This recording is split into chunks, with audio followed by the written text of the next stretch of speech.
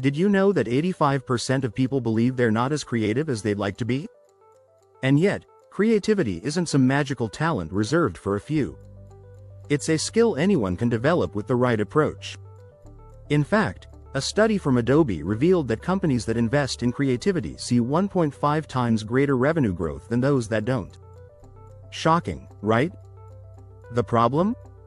Most people are stuck in routines and ways of thinking that kill creativity before it even has a chance to start. But creative people, the ones who are constantly coming up with new ideas and executing them, know how to break free from these traps. In this video, we're going to reveal how they do it. We'll dive into some surprising methods like using chaos to spark ideas, flipping problems upside down, and hacking their brains to work smarter, not harder. If you've ever wondered how artists, inventors, and entrepreneurs seem to pull ideas out of thin air, stick around. By the end, you'll have the tools to get things done like a true creative. Ready? Let's dive into the first chapter and start unlocking your potential.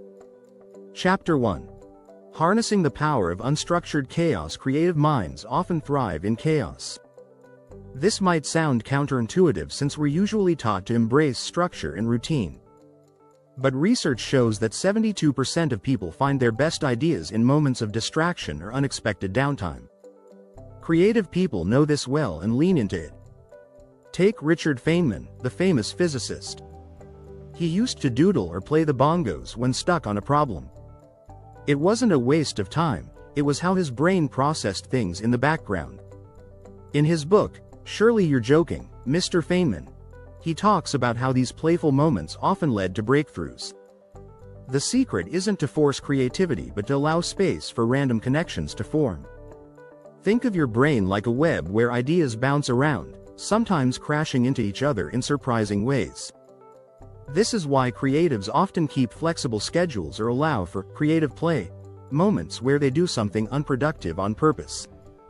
A study from the University of California found that people who allowed for unstructured thinking were 22% more likely to come up with creative solutions compared to those who forced themselves into rigid routines.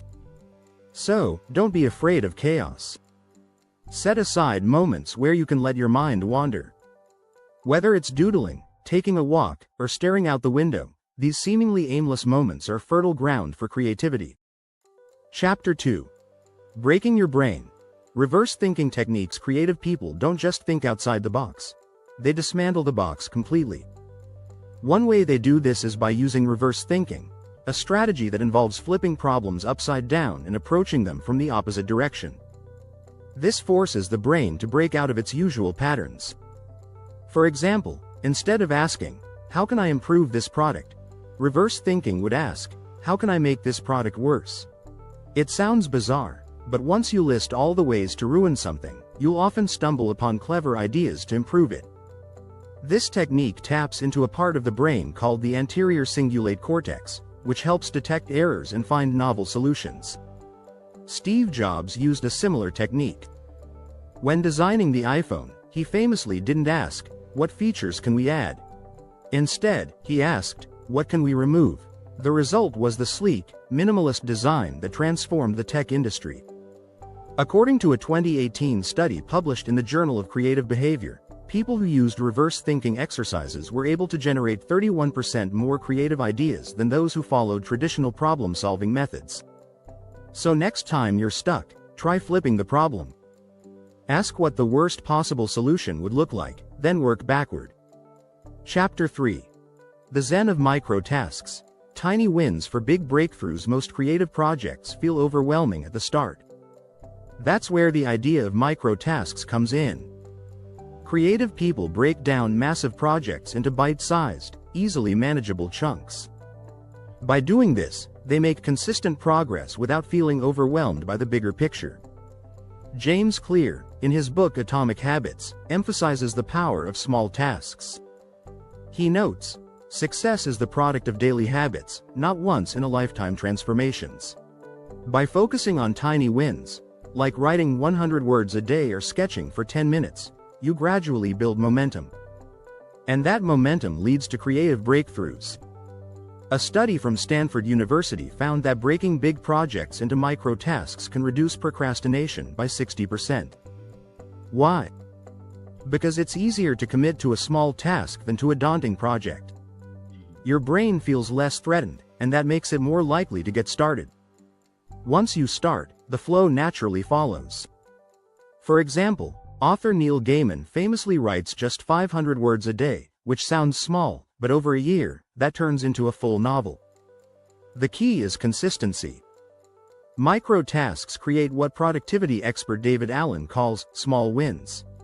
These tiny victories trigger a dopamine response in the brain, which keeps you motivated and excited to tackle the next task. So, instead of worrying about the enormity of your project, break it down into tasks so small that they almost feel laughable. Write one sentence. Draw one line. Over time, those micro wins will snowball into something much bigger. If you're enjoying these insights, don't forget to subscribe for more tips on unleashing your creativity. Chapter 4. Failure is Fuel. How to thrive on flops and setbacks. Here's a truth that creative people understand. Failure isn't just part of the process, it's necessary for success. In fact, some of the most brilliant ideas come after hitting a wall. Creative people don't fear failure, they use it as a learning tool. Take Thomas Edison, who famously said, "I have not failed.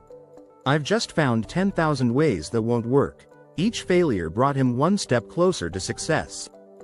In the creative world, failure is often viewed as a way to gather data.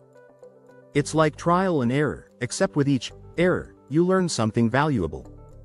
According to a study published in Psychological Science, people who embrace failure as part of the learning process are 15% more likely to develop innovative solutions compared to those who fear making mistakes. The reason? When you're not afraid of failing, you take more risks. And risk is the key to creativity. In the tech world, companies like Google have what's called failure budgets, encouraging teams to experiment, knowing that some ideas will fail. This culture of embracing failure has led to some of their biggest innovations. So the next time something doesn't work out, don't see it as a step back. Instead, ask yourself, what did I learn from this? Over time, using failure as fuel will make you bolder and more creative. And who knows? Your next failure could be the breakthrough you need. Chapter 5. Creative Cross-Training. The power of mixing skills. When it comes to creativity, mastering one skill isn't enough. Truly creative people often blend different skills and experiences to create something unique. This process is called creative cross-training, and it's one of the best ways to unlock new ideas. Leonardo da Vinci is the perfect example of this. He wasn't just a painter, he was also an engineer, an anatomist, and a scientist. His knowledge in different areas allowed him to approach problems from multiple angles. In his notebooks, he wrote that creativity comes from learning how to see. The more areas you explore, the more ways you learn to view the world. A study from the Harvard Business Review found that people who actively engage in diverse hobbies are 36% more likely to solve problems creatively than those who focus on just one area of expertise. When you combine seemingly unrelated fields, you often end up with fresh, unexpected ideas. This idea of cross-training also extends to industries. For example, the creators of Airbnb didn't just think like software developers, they also thought like hosts, travelers, and marketers. This blend of perspectives allowed them to disrupt the travel industry. To put this into action, try picking up a new skill or hobby unrelated to your field. Whether it's learning to play an instrument, dabbling in photography, or studying a new language, cross-training your brain opens up new pathways for creativity. You'll be surprised at how often skills from one area can inspire breakthroughs in another. If you found these insights helpful, don't forget to subscribe for more tips and strategies on unleashing your creativity.